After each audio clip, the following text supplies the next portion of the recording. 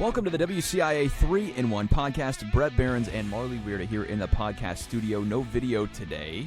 We have some exciting news at the station that I guess we can talk about it. Yeah, because we're on the second set for TV. We're on a temporary set. So we're getting a new set. It's going to be exciting. Yeah, but they're doing a little time lapse, so therefore we have no video. We can sit here in our pajamas, which we are not.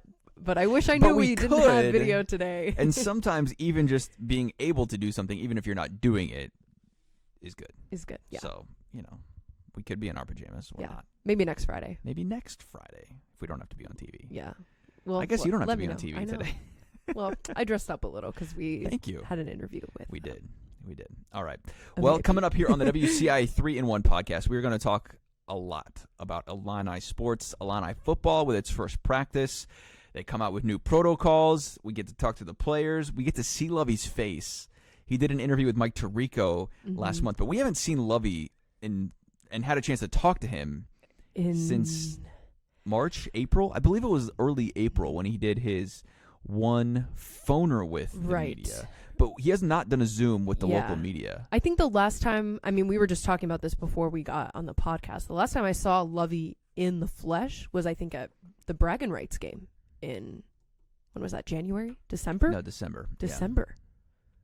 Yeah. Wow. It's been a long time. It's been since 2019. He was at the Iowa game for basketball. Okay, yeah. So I guess March maybe 8th. I've seen him in the stands a couple of times. But you just said you haven't talked to him since. Yeah, that was the last time I spoke to him face to face. It's been a little while. It's been a minute. Did the kids still say that? Yeah, it's been a minute. They still say that? They say, I hear more people saying, it's been a fat minute. A fat minute? Like, we got to add that in there. But a fat one. It's been a fat minute. I'm just trying to keep up with the kids here, Wierda. 33, 3 kids. I don't own a minivan yet, but that's probably sometime in the future. Oh, really? You think you're going to go down that path? It's a rabbit hole. I always thought it was so cool when I was little, all the parents that had minivans. And my mom, who had some dignity, was like, no way, we're not getting those. But I was always so mad because I'm like, it's so cool. They have a TV. They have had this. Some dignity. I love that. Good for your mom. So I didn't get a cool minivan when I was younger. But now I'm like, maybe it's a good thing she didn't. Maybe I don't. Because she was a cool mom. The cool mom. So you want to be a cool dad. I try, Maybe a cool dad among the other dads. But again, if, your kids' friends, they might not think you're a cool dad because you won't have a minivan. Hashtag dad jokes. That's dad jokes, yeah. All right. Josh Whitman gives his state of the program address. He does this every summer. A little delayed. Usually does it in June when we're wrapping up the athletic calendar. Well, the athletic calendar ended in March, so a lot going on in Josh Whitman's nearly 2-hour Zoom press conference with the media. There's a lot to unpack there. We're not going to do it all, but we'll get into some of the details. And Io and Kofi both returning. We chatted last Friday on the podcast right before Io makes his surprise decision. True surprise, that was. Oh, man. I was not expecting that. We'll have more on that coming up here on the WCIA 3-in-1 podcast. But I want to start with Illinois football because they take the field on Thursday, just hours after they figure out their schedule. Which is crazy to me. These schedules for football are put out sometimes 10 years in advance. Right.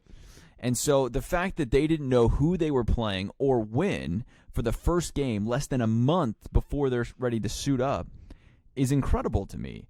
And Josh Whitman said this, that, we're just embracing this new normal of we don't know.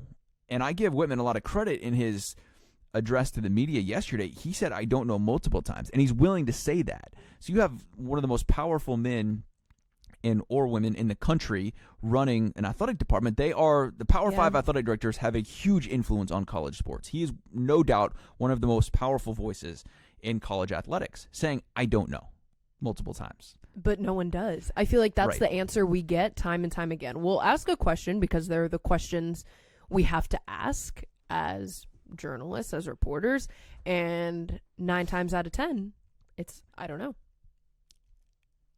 It is what it is, right? I don't think college athletic directors like saying I don't know. Yeah. Right? I think just that's not in their fabric. Right. They're supposed to be in control. They're supposed to, and by and large, most of the time they are, right? I mean, they're running $100+ million budget. Yeah. So for them saying, I don't know, I'm sure that does not sit well. It's not comfortable for Josh Whitman to be telling the media or his players' parents or his coaches, I don't know, because they've spent hundreds of hours here trying to get this plan in place, right? Yeah. And so far, they've pulled it off pretty well. I mean, 23 positive tests, out of more than 1,000. And you'd have to think, by and large, most of those are football players. Right. Because they said 75% of the positive tests were from football players. Well, the vast majority of athletes on campus right now for Illinois are football players. And they have a large team. So exactly. That's given it's going to be more so them than the basketball team. So you would have to assume if they said roughly 1,200 tests, and this was a couple of weeks ago now, have been administered. I would assume 750 of those are football players, if not more.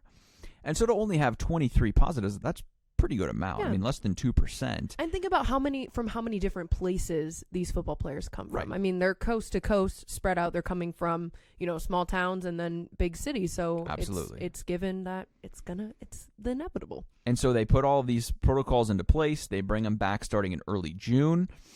And then all of a sudden we're here and they're starting practice for the first time on Thursday. And it's like everything that Josh Whitman and his team in the Big Ten have been working on for who knows how long here, right? Months, thinking that they're going to get to this day. I'm sure that was a big payoff for Whitman just to see them on the field. Now, how long they're going to last, nobody knows, right? Yeah. But just to get to that moment, and Whitman said it was the highlight of his last 4 to 5 months, was just seeing the team out there. I was trying to envision that yesterday, just what that might mean. Right. I mean, think, the biggest project of your life, and this could go down, Marlee, as the biggest endeavor that any college athletic director will ever do. Yeah. No doubt. When you put it in perspective like that Josh Whitman has some monumental tasks like hockey, let's say, and we'll chat about that coming up. Everyone wants to know about hockey. That is a monumental task to try and get that done at Illinois. But this is even bigger than that, trying to get college students back on campus, back suiting up, back into competition, while you're trying to balance, so much money, millions and millions and millions of dollars at stake for the University of Illinois. Yeah, he didn't get to take his summer vacation. He did not. And that's the exact reason I will never want to be a college athletic director. No, I mean, because he probably, think about it, he's like, oh yeah, this is great, get the summer off, we'll do a couple things, but then, me and the wife or whoever will take our 2-week vacation, and then the world explodes. Yeah, because he usually vacations in late June, early July. Right, when Whitman leaves around nothing's 4th in of season. July. And if you put yourself in Josh Whitman's shoes, let's say February, right? The basketball team's going to make the NCAA tournament. You've got the best football team coming back in a decade. Life is good, and until then it's not. And all of a sudden, you are just cast into this huge challenge, ginormous challenges that they're trying to overcome. Take a pay cut as well. Like, if I don't know, if you're got to be dealing with all of this, I mean, he's still getting paid the big bucks, but like, he's earning his pay, but man, not as much when life was good and dandy. Wow, he said hundreds of hours on Zoom calls, and it could be 1,000. It wouldn't surprise me, and just 10, 12 hours a day on these Zoom meetings trying to figure it out. You're trying to balance being a leader on a national scale from the Big Ten. You're trying to take care of your coaches who have questions, your players, your players' parents. You're trying to field questions from the media and, your own staff and leading there's just so many elements of this that make your head spin and go, oh my gosh. I know. So just to get to that point yesterday on Thursday, to see the guys out there had to be really satisfying for Josh and for Lovey because, the football team, it's just like a pyramid of problems, right? And so like it kind of the reverse pyramid to where, you have the most problems if you're Josh, but then if you're Lovey, you have a lot of problems too, trying to answer a lot of questions and how are we going to go about this and what are we going to do? Right. You add in the social injustice that our country is going through at the same time, and there's just like, I don't know about you, but I've been overwhelmed multiple times here. Yeah. Then you have your personal life and trying to mask up and the questions and uncertainties of everything else, and you just like, I've had to take a break a couple of times. I'm just like, man, I got to clear my head for 10 minutes or 15 minutes because I am overloaded. And we're not even in like, I know, we're just covering this. Like, we're not even in the battle, so to speak, of all of this. It's just like, because I feel like we as humans just don't like the unknown. We don't know not knowing what's going to happen in the future. And I think that's kind of the hardest part of it all for me is like, okay, we're here now, but what is the future going to hold? Because I feel like with us in sports, we're always so kind, like on such a calendar like schedule, like, okay, we know in November it's this and this and this. And now we're like having to adjust days, weeks in advance to what's going to, and now we don't know if something can change in a split second and that stuff. And I mean, I was just talking as well to Jennifer Roscoe, our one of the lead anchors here at the station. And I was telling her, I'm like, man, I feel like I'm working a desk job because we don't go out to shoot anything anymore. We don't go out to do interviews except for, some special occasion. I mean, rarely, maybe like once a week, let's say we do in person, if that. And then we're just sitting here doing like Zoom interviews. And I think, I don't know for you, but the reason I got into this field is so I wouldn't have to sit at a desk all day and type and I could go out and do stuff and go to football games. Yes. And, we can't even go to practice. And it makes me think back on last year when we were, in this same time period with training camp and all that going on. And it was just a hustle. We'd go out there in the morning, we'd be all sweaty and then come back and edit and do that. And now it's so different, and it's a hard adjustment. And it's the unknowns of, are we going to play? And that's the thing nobody knows at this point. When we see today that another Cardinals player tests positive and that the Cubs-Cards game tonight is canceled, that the series this weekend is most likely out. I mean, that hurts. If the MLB can't make this happen in a non-bubble, then how are we going to make this happen with college athletes, especially when you get an influx of 40,000 kids coming back to campus here in just a couple of weeks? I think that's a big question mark that we have. And I commend Whitman once again for just saying, hey, if we can't play, we're not going to play. Now, I think they're going to do everything they can to make that happen. Right. Right? I mean, I still see that September 3rd game, and I want your opinion on this, but I still see September 3rd, just 27 days away from right now. I think we're going to have kickoff. I think we're going to start the season. I'm not so sure about finishing it. I have almost, and people have asked me this because the schedule came out right, and everyone wants to know, you drew Penn State, it's terrible. Yeah, and it's not good that they got Penn State the last game of the year. Yeah. But my response to everyone has been, I don't think we're going to get to that last Penn game. State, yeah. So if we just have a couple of games, it might be what it is. Yeah. So be it, like a 2-2 season. Hey, if they somehow go, let's say we play 3 games and they go 2-1, successful season. It's a winning season. Another winning season. I mean, Illinois hasn't. Think about this. Illinois hasn't had a winning season since 2011. Yeah. All right. Well. So maybe it'll be for making the history, right? You could say they're not wrong if you say we had a winning season. Yeah. If let's say they lose to Ohio State and beat Nebraska and Indiana. Yeah. Now, that's a lot to ask there, but right. It's possible. I know. Well, I'm just kind of thinking, too, like, let's go back to maybe the beginning of, like, the MLB season. Everything was fine kind of when they got through the first weekend, but then the dominoes started to fall. Then that first case, then the next. And it's what we saw back in March when there were the domino effect of COVID-19 cases. And I think right now we're at a point where maybe we know more about the virus and it's more manageable as far as getting athletes into quarantine. And, there's all these protocols now that are trying to limit that and avoid the spread. But, once one goes, I think it's all going to trickle down from there. And can they be disciplined? Can the athletes not go out? No. Can they not hang out with their non-athlete friends, whatever else? Can they social distance? Can they do all of these things? And I have big questions about that.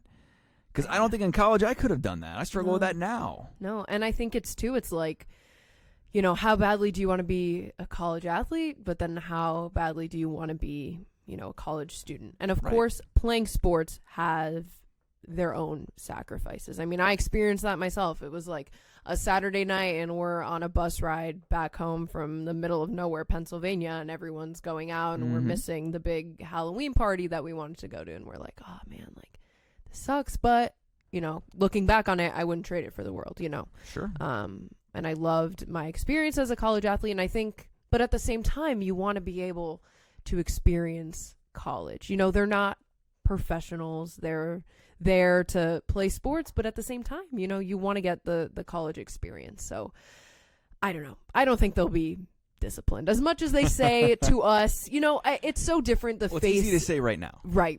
And I think the face that athletes or coaches give to the media is so different than what they really feel, because we have, the SIDs and the PR people behind the scenes, telling them, hey, yeah, remember to advocate for the masks and say that you're not going to go out. But in reality, if I go downtown, I'm guarantee I'm going to see a football player or an athlete somewhere. Or a coach along the, Yeah.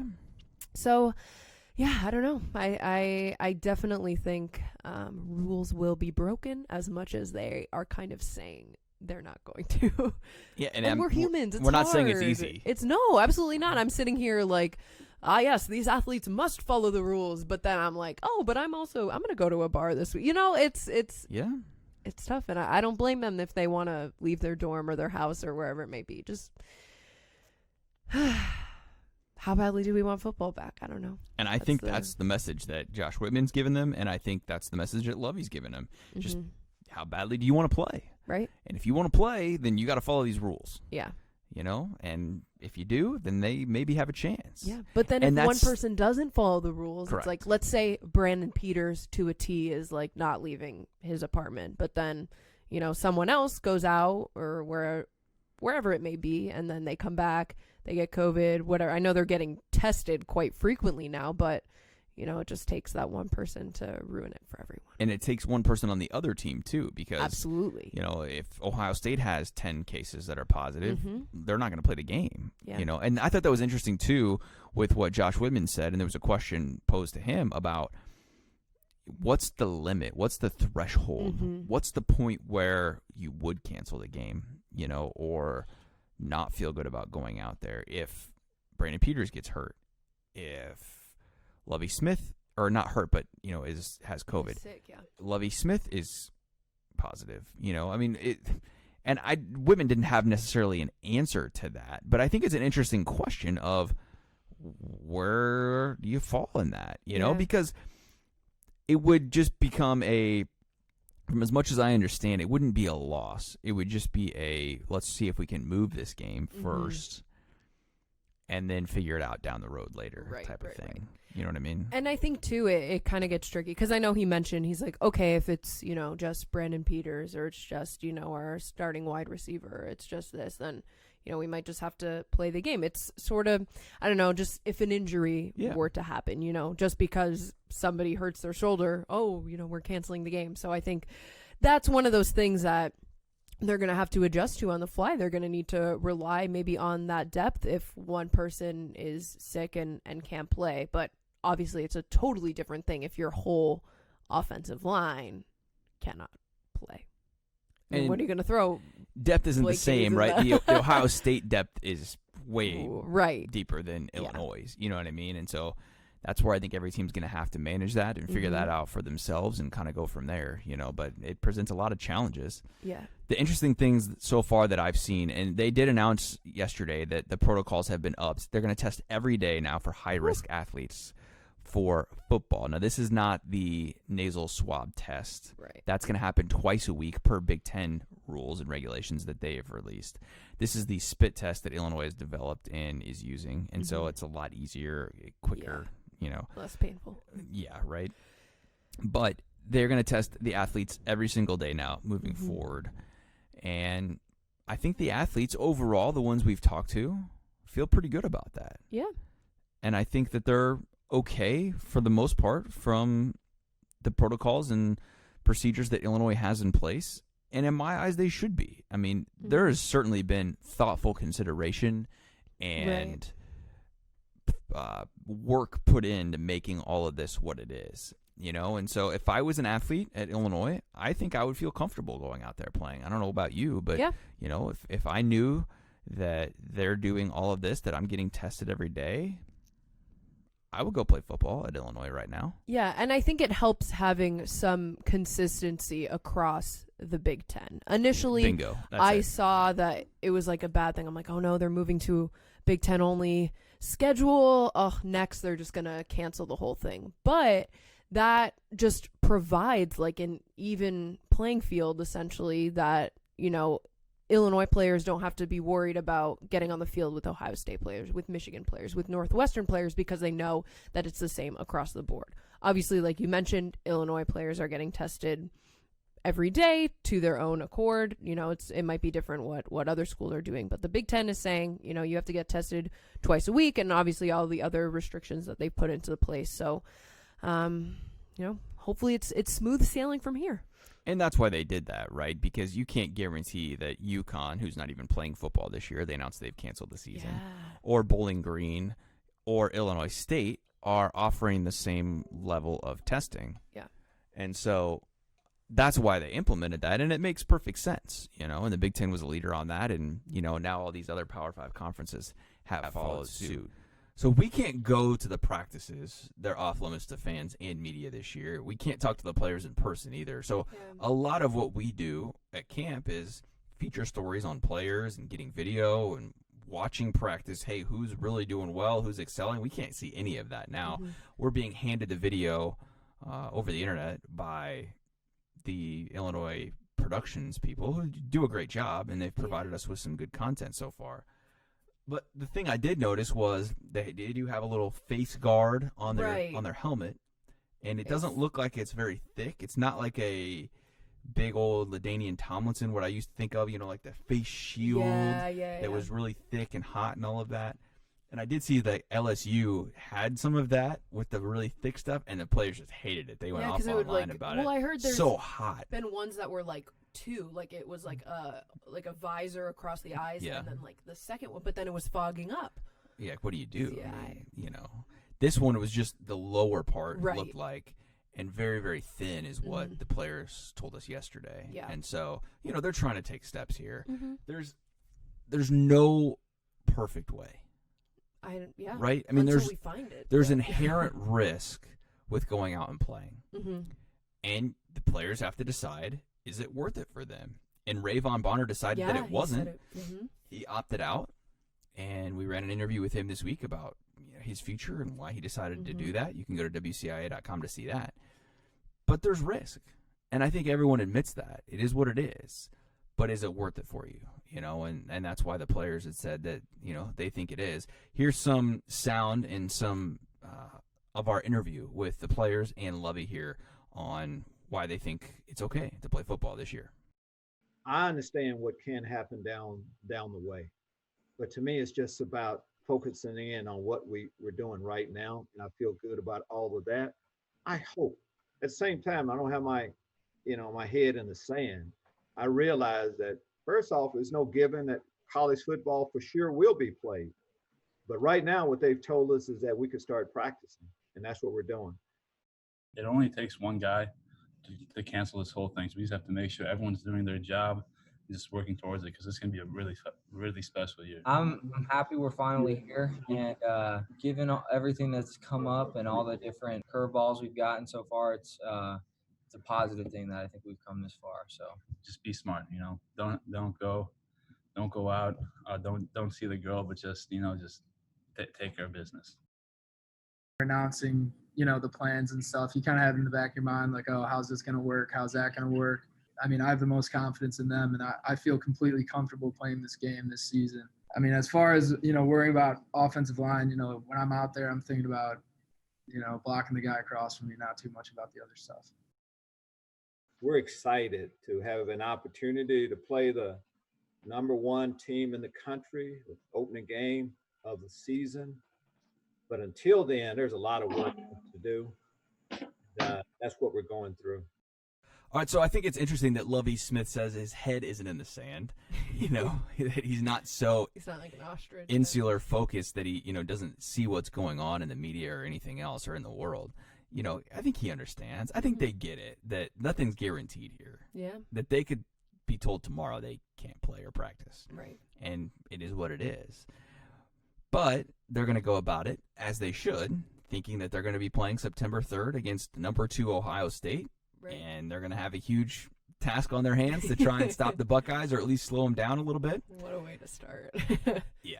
And, hey, if you want to be the best, you got to beat the best. Mm-hmm. Now, I would have liked a couple other games there to, get going. If you could have kept Rutgers to start. Well, I don't know if you want that, because Rutgers is in a mess right now. And that game was supposed to be at Rutgers, which it still is. It's just moved to later in November. We'll see if that game even happens, or if Rutgers even going to play football this year, because I could see Rutgers in New Jersey's a mess, just saying, hey, we're not playing any sports this year. Yeah. And that's so tough, because then, like, who has the control, you know? Can the Big Ten say they can't play? Does the government of New Jersey say that? It's like... Yeah, I think the government in New Jersey, the governor could just shut it down and say, you're not playing any sports. Our universities are closed. We're not doing anything. Exactly. And I think it'll come down to each school. I think we could see a couple of schools not play, but the Big Ten as a whole continues on. Yes. So we'll see. And Lovey made some comments there, too, about, you know, Champaign, he feels it's safe and everything else. And he's talking from a student-athlete perspective. We got some feedback yesterday from people online who were just like, well, you know, they're getting tested every day, whatever else. Champagne's not that safe, blah, blah, blah. Well, he's talking from an athlete perspective right now. And I don't think he's wrong. And even some of the players said that yesterday, that they feel safer here than they do at home because they're getting tested. I mean, they know. Yeah. Right? And Illinois is paying for these tests. Yeah. And that's the other thing that I can't really get on board with people being mad about student athletes getting tested. They're paying. Illinois is paying for these tests, every single one. So it doesn't matter to me. Yeah. Like, they're not taking away other free tests from people who need them. You know, you can go get a free test right now at Marketplace Mall. Yeah, go ahead. You know, you can go get tested every day if you want. It's not like there's a shortage of tests like there was at the beginning. Right. You know, I feel like that was certain people with symptoms or whatever could get I feel tested. like at the beginning, yes, back in April, there was a huge concern over, do we have enough tests for people to stop and contain this spread? Now that's not the issue. So why not? If Illinois wants to pay for saliva tests and develop them and all of that, go for it. I have no problem with that. Yeah. You know, because you can go as a regular person, you know, in the public and go get a test if you want every single day. Absolutely. Now, that doesn't sound pleasant. Right, I don't know. Or whatever else. Why would Maybe you if do you're that? really just kind of scared or paranoid about it, but...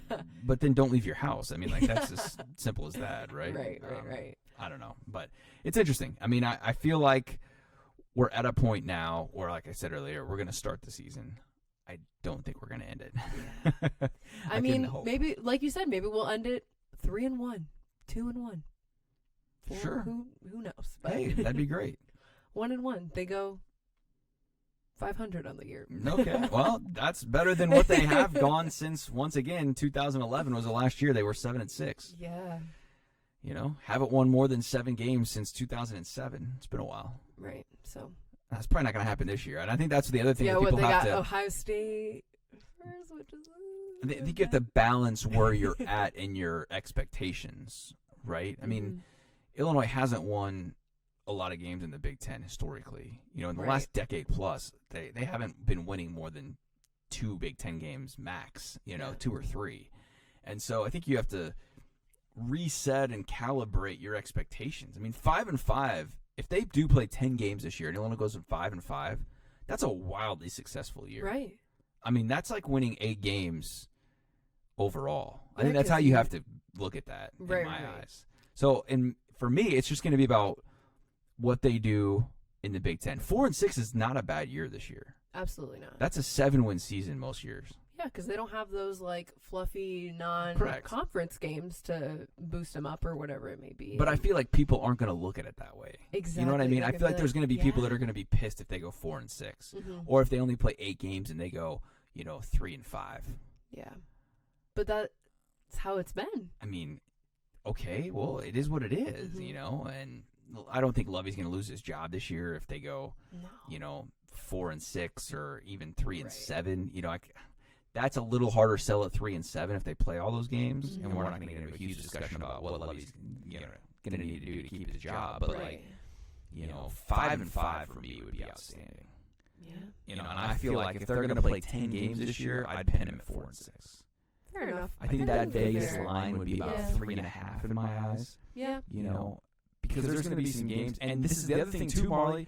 You see Rondale Moore opts out yesterday. Well, that's a huge hit for Purdue. I know. So that changes the outlook a little bit for that Purdue game. Yeah. Is it going to be like, I don't know, Milo Eifler that opts out this? I know he's one that's had concern. But what if Illinois players do Right, but I mean, that's the difference in, are you opting out for COVID or are you opting out for the draft? Right. Okay. I mean, Rondale Moore's opting out for the Yeah. draft, not for COVID. Yeah, but I'm saying like in general, Sure. because that could Absolutely. affect Illinois, regardless. 100%. Either way, the opt-out is going to affect the team. But if there's more people that opt out here on these higher-ranked teams, then, certainly it's going to give Illinois some better favor, because I don't see a player on Illinois right now that is going to opt out just to prepare for the draft. Right. You know what I mean? There's nobody on that roster. Now, I'm not saying not anybody's going to get drafted, but there's nobody on Illinois' roster right now that is good enough to opt out for a first or second round. Yeah. And I think too with Illinois, like they're a team that they're at the point where they're gonna win some games where they're gonna cause an upset. Take Wisconsin last year, for example. But then they're also a team where, a game that they're supposed to win, they might not win. Right. And then see also Eastern Michigan. It's just very like they're not it's like a good versus a great team, like the Ohio States, the Wisconsin, the Michigan, whatever. They're going to win the games that they're supposed to win, and then, every once in a while they're going to get upset. But Illinois is like right in that, like, we don't know. They could cause put it this way. Illinois has had 2 great seasons since 2001. Yeah. So in 20 years, they've had 2 great seasons. Mm-hmm. 2001 when they won the Big Ten. Yeah. And 2007 when they went to the Rose Bowl. Mm-hmm. Those are their only great teams. Yeah. The bowl teams in 10, 11 were good, not great. Mm-hmm. It should have been really good in 2011. They won their first 6 games of the year and then lost 6 straight. Don't do that. Oof. And then I think in 14 they were an okay team. Made it to the Heart of Dallas Bowl. Mm-hmm. Tim Beckman kept his job for a while. And then last year I think they were a good team. That's okay. Like they were a mediocre Big Ten team last year. And for Illinois standards, that's pretty dang good, historically. Because they haven't had the best track record. Absolutely. So why not? That's historically a good year for Illinois. So I hope people's expectations are just, hey, 4 wins is a good year. 5 wins is a great year in my eyes, like for everything that's happened and where they could go. And there's no guarantee of bowl games at this point. Right. Like, I would say right now, sitting here on August 7th, that the only bowl games we're going to have are the college football playoff. Oh, 100%. Maybe New Year's Six Bowls, maybe, because I think there's a lot of money in that Rose Bowl, Orange Bowl, all those types of things that are your upper echelon New Year's Six games. But I think they're going to do everything they can. They're going to fight and claw to keep that college football playoff, and they're going to say, hey, sorry. I actually did see the other day, and I don't know if you came across this or not, but the bowl game out in San Francisco is done. The Red Box Bowl is, it's like they just cut forever. It already for this year. Well, just for this year. I don't know if it was period or just for this year, but they already said that that game's not going to happen. Well, so and it's in California, such a hot, place, hot spot right now. So I think we're going to see a lot more of that coming up here. Bowl game does not need to be in the picture right now. What needs to be in clear view is just playing games. I know, Let's just get to that point. Step 1 first, right? but then it sucks for the players because it's like, okay, you're playing for what? You're playing for a Big Ten title. Yeah, that's what you're trying to play for. Yeah, right. You want the opportunity to go out and win the Big Ten West. Mm-hmm. If they can go out and win the Big Ten West, what a successful year! Great, yeah. No matter if you go to a bowl game or not, they can call themselves Big Ten West champions. And right now, the Big Ten title game is still happening. Okay. So that's got to be the picture and what they're playing for right now. Speaking of finances, Josh Whitman did go into that on his media Zoom yesterday, saying that Illinois only lost between $2 and $4 million in fiscal year 2020, which was a little bit surprising to me. I thought it'd be higher than that without without Big Ten tournament and NCAA tournament. It's a lot of revenue sharing in there that they didn't have. So I was surprised it was only $2 to $4 million. But he said they could lose and expected to lose $20+ million for fiscal year 21. Yeah. And that's not a shock to me, other than I thought it'd be a lot higher than that too.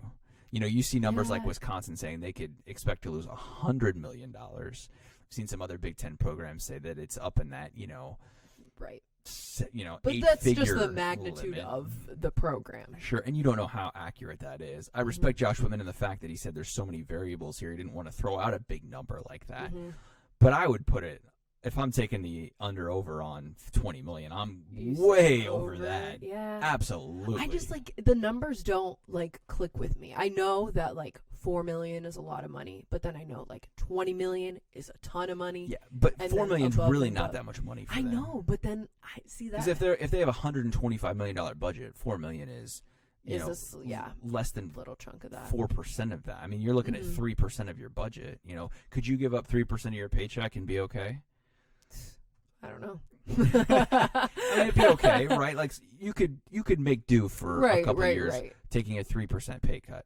You can't make do taking a 35% pay cut. Yeah. Now you're really in a world of trouble, and that's where you'd be at if you took a $20 million loss. You know what I mean? Yeah. And so we need to bring like an accountant on or somebody. Math like is not our thing. Yeah, as like journalists. dumb it down for me. Like I don't know the percentages in this. I'm like, all right, we just give me like I don't know. I need one of those pictures. Like, I don't know if you've ever seen, maybe like growing up in elementary school, it's like, yes, like an elephant is the size of this many giraffes. That's what that's what I need. This is how many Eiffel Towers it takes to get to the spaceship or whatever, right? That's kind of how I imagine that. And we're visual people. We're journalists. That's what we do. Right. But I found it really fascinating, Marlee, that he said it's not all about money. Because... Continue. I'll let you finish. It is about money. It is about money. But I think what was good about what he said is like, I think people just see like, oh, it's about money. Like the athletic department wants to make money and the NCAA wants to make money. But then he brought in the perspective, it's also the staff that they pay. It's the, people that work the concessions and things like that. Like it's just the trickle down effect that we've seen in this whole situation that, okay, it is about money, but it's not just about, the TV revenue and all this. It's like, the guy that cleans up the bleachers at Memorial Stadium after the game is over. And I think that was a good perspective that he added, and to make, it's not just about, greed and all this that we see sometimes in the NCAA, that they're just, this corporate entity that wants to, profit off athletes, but it is so much more than that. So it is about the money, but at the same time, it's that money that's helping, the people at the bottom. Now, do I really think Josh Whitman cares about his athletes? Yes. Do I think he cares about his coaches? Absolutely. Do I think he wants to play safely? Yes. Mm-hmm. Do I think it would pain him immensely, both, bottom line, mentally, everything else, if they couldn't play and his budgets dropped 35%, 100%, yes. Yeah. Right? So in that sense, it is all about money. Or let me just put it this way. I think it's mostly about money. Right. Okay, is that a fair assessment? I think it's the world mostly is about mostly money. about money. You're not wrong, right? I mean, why do we work? Why do we do all these things? Because you need money. You have to live. You have to create a successful business. And creating successful business, and the NCAA is a business, is about making money. They want to make money. And there's nothing wrong with that. Like, I don't think that should be looked negatively upon, that they're trying to make money here, okay? Like, you pay to go to games so the athletic department can make money and get the better coach and get the better players and all of those kinds of things, right? Like, it is about money. You hit it spot on there. But do I truly believe that Josh Whitman cares just as much about his athletes' well-being? Yes, I think he does. I think he's genuine in that sense. Yeah.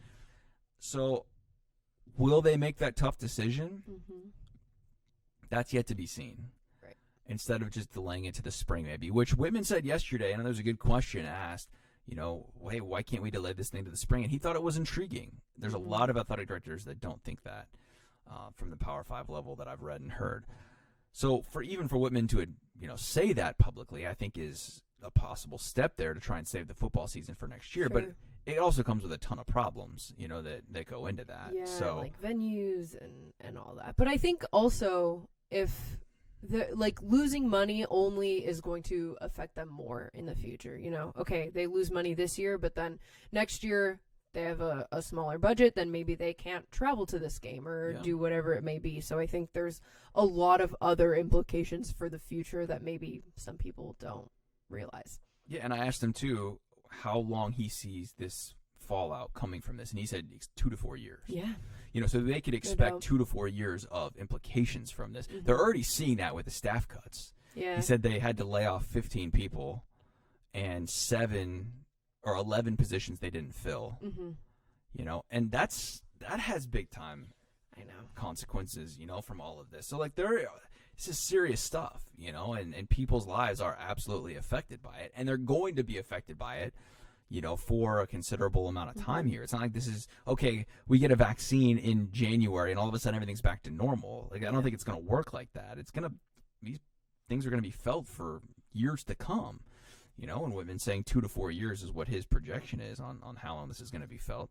And for something like hockey, which all I can do is believe what Josh Whitman told me, right? I don't have any inside scoop on this or anything, that they were in the red zone of making that a reality. Well, that ain't going to happen now. No And way. Josh said that yesterday of, you know, hey, a project like that, it's $100 million project, absolutely goes on the back burner during a time when you're just trying to get football back on the field during a pandemic, which is unfortunate, you know, because I think there was a lot of momentum growing towards that, a lot of people looking forward to Illinois getting a hockey program, and I think it could have been really successful. Josh didn't put an end to it, but he also didn't give it a ringing endorsement that, hey, this is going to happen like he has in the past, so to speak. I give it what do you think? Maybe another 5, 6, 7 years before that even happens? Yeah. Oh, I think at least. I mean, I think we're... Let's say, you know, there's like the 4-year financial recovery point of all this, then that puts us 2024, then I don't know if they have to start over essentially, or, you know, go back to you still have the same donors then, you know, because all of these people have just come out and give pledges, but it's not like they've given the money already. Yeah. You know, and this affects different people and, you know, financial gains and losses and all those types of things from your donors. You know, it affects all those things. And so someone that pledged to give $1 million might only be able to give $250,000 because their investments or retirement went down 35% or whatever, you know? And so, I don't know. I don't feel great about hockey right now. And that's not on Josh Whitman's mind. I guarantee that right now. And that's got to be a bummer for him, you know, because he invested so much time into this. I know.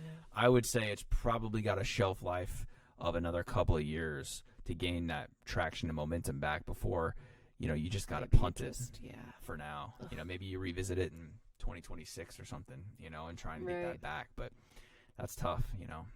What's not tough is Io and Kofi coming back. And I was at my house reading my kids' nighttime story last Friday night, and I got a text from Marlee and says, hey, have you been on Twitter? No, I'm reading my kids' story. Why? You might want to get on Twitter. And then you call me back, and I hear you talking to, I don't know if it was Gabe or Ella, and you're like, okay, yeah, hold on, like, I'm coming in, I'm going to read you your bedtime story. And you're like, Wierda, I need you to get this on the web. Like, yeah, what the heck is going on here, Io? Oh, I thought he'd wait till Monday. I couldn't believe on it. decision day, and he did not. And he did not. And he released that video on us, a complete surprise. It had slick video. Oh, it was awesome. And the little, like, whispering of him, like, you know, going for the shot. First round draft pick. National championship.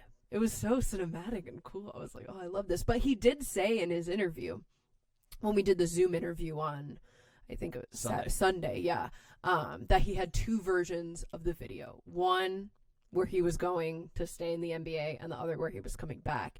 And he told us, he said, the moment he decided was on Friday when he told his grandpa. He said, I'm gonna go back to Illinois for my junior year. And then he said that's what stuck. He was like, oh wow, like that just came out of my mouth. I guess, you know, it's happening. So, whew. Crazy. What a weekend. We sat here for months saying, you know, 99.9% chance he wasn't coming back. Look, you just got to take him at his word, right? You got to take it for what it is. He was invested in the draft process. Yeah. At somewhere along the road, he didn't hear a portion of his future that he liked. Yeah. You know, and for me, this is kind of what I've, you know, summarized it to. If he doesn't know if there's going to be a G League season or an NBA season going forward, right? The bubble has worked, but are they going to do that next year? Is that even possible? Can they come back in December? There's so many unknowns in that. If you don't know that, and if you don't feel great about getting a guaranteed deal, which he wasn't necessarily going to get. If he got a 2-way deal as a pick 58 or something like that, you're not guaranteed jack. Yeah. Doesn't mean anything. So if he's not guaranteed a deal or only a two-way contract, he's going to be playing in the G League.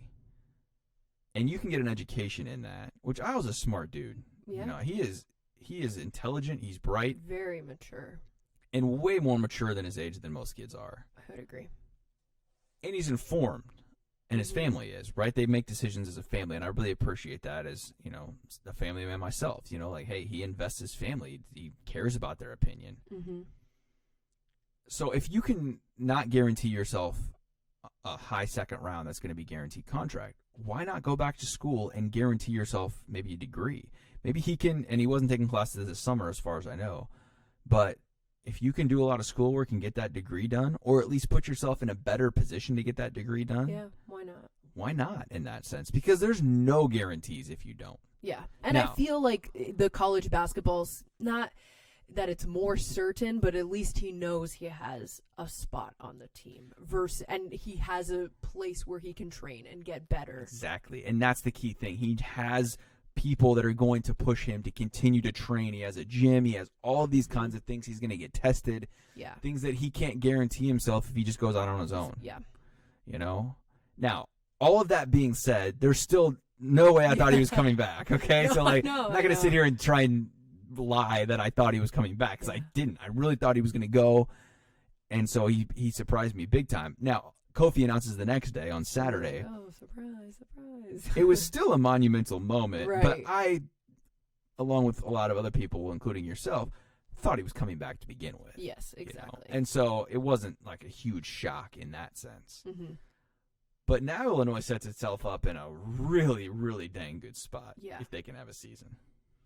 Absolutely. And I was just thinking, not that it's my fault that I was coming back, but there was one time I was playing basketball, and I think, I don't remember exactly what it was, but I was like, if I either make or miss this shot, I was coming back or something. And I was like, okay, if I make this, Io is coming back. And I made it. And I was like, oh, okay, well, that it must be true. It's all on you, So Wierda. so I'm not saying it's, you know, Illini fans can thank me maybe, but so yeah. It's all on you. Wow. So Illinois sets itself up really, really nicely here. How is the season going to go? I don't know. How are they going to continue to play a season when everyone else is at home, because Illinois is going home before Thanksgiving? I don't know. I don't know. Are they going to play only Big Ten games? He didn't have a lease. I asked him, I was like, oh, are you in Chicago or are you coming back to Champaign? He's like, oh, well, I don't have an apartment yet, so, you know, I got to That's what I mean. Like, he was completely invested in not coming back. Yeah, which, I don't blame him, but here we are. Shocking. Yeah. And if all of this comes crashing down, it's just going to suck. It's like, now we just have to hope and pray. The most for Illinois season thing ever, right? You know, it's just like, but then, can like, we not for make us this happen? too, like, how exciting would that be for us to go and to travel to these games and sit on the court and cover this team, and then, you know, we might not even be allowed in the arena. Yep. If there was a game today, we couldn't go into State Farm Center. Oh. Or 50 people, because they got a 50-person limit. Well, they ain't going to have media with that, you know. We'll all be watching on TV. What the heck? Here we are thinking we're special. We get our courtside seats and we get to be on the sidelines at football games, and now we're just tossed along with the rest of them. Come on, Corona. The rest of them. Oh, it is what it is. It is. What a time to be alive. Yeah. All right, that was a lot. A big week. We covered a lot there. We have had a big week. You know, what's been a couple months of just chilling, sitting around, and it's been these last 5 few months now. On the 12th, March 12th was D-Day. Yeah. So this week will mark 5 months since you're right. you were in Indianapolis trying to cover the Big Ten tournament. Trying the keyword there because it wasn't happening. Yeah. Well, we were just saying with the Lou Henson stuff that happened last week. I was like, I haven't done a live shot, and you haven't done. You did. I did one yesterday for the first time since March, since the how'd it go? March 8th Illinois Iowa game. It went fine. I remember what I was doing, Okay. so I was okay. You'd hope. But I mean, even when those are the fun times, right? Like that's part of the reason I do this. Is because I want to be at games. I want to be at moments like that. I want to be out live covering things, and here we are. I can get the chance to do that perpetually. I'm tired of Zoom. I'm tired of Zoom so much. Well, I'll get used to it. I don't think that's going. I know. Going away they can't anytime let us soon, go Marlee. with masks or something. At least I tried. We'll try. We'll see. I don't see that happening anytime soon. What if we get tested weekly? Also, do you think? I think they might make us test to go to the games. Yeah. It's a possibility. It said all visitors to U of I are supposed to get tested. Okay. Well, so, we'll see. We'll see. That's a big old we'll see for this fall. We'll see. That'll be the title of this podcast. We'll see. We'll see. All right, that's going to do it for the 3-in-1 podcast. From Marlee, Wierda, I'm Bret Beherns. We'll do it again next week. Thanks so much for listening.